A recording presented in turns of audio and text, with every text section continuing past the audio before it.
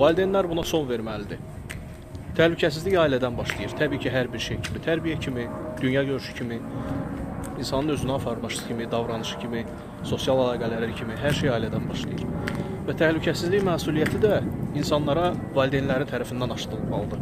Baxın, mən nə demək istəyirəm? Uşaq ruçka götürür, tutalım, kiməsə batırır və ya çöldə qumda oynayır, qumun içindən nəsə götürür, ağzına qoyur və ya bıçaqla oynayır, tutalım, stuldan tullanır. Valideynlər nə deyirlər? Əşi, uşaqdır, böyüyər, biz dağdan, daşdan tullanırdıq o vaxtda, heç nə olmurdu. Həmin zamanlarda, həmin vaxtlarda belə hadisələrin statistikası və ya işıqlandırılmaması belə yerlərdə ölüm hallarının, zədələnmələrin, zəhərlənmələrin olmadığını göstərmir.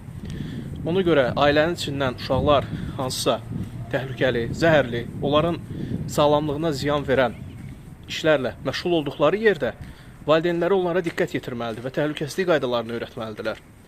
Uşaq böyüyəndən sonra, yaşlı olduqda, yaşlı kimi həm də onun təhlükəsizliyə olan məsuliyyətliliyi də, daha doğrusu məsuliyyətsizliyi də artır. Fəhli ölümü, işçi zəhərlənməsi, qida sahəsində, sexlərdə təhlükəsizliyin gözlənilməməsi məhz ailədə elə uşaqların əşi nə olacaq da biz dağdan daşdan tullanırdıq kimi və yaxud da ki çöldə əlimizə keçəni yeyirdik kimi yanaşmalarından qaynaqlanır.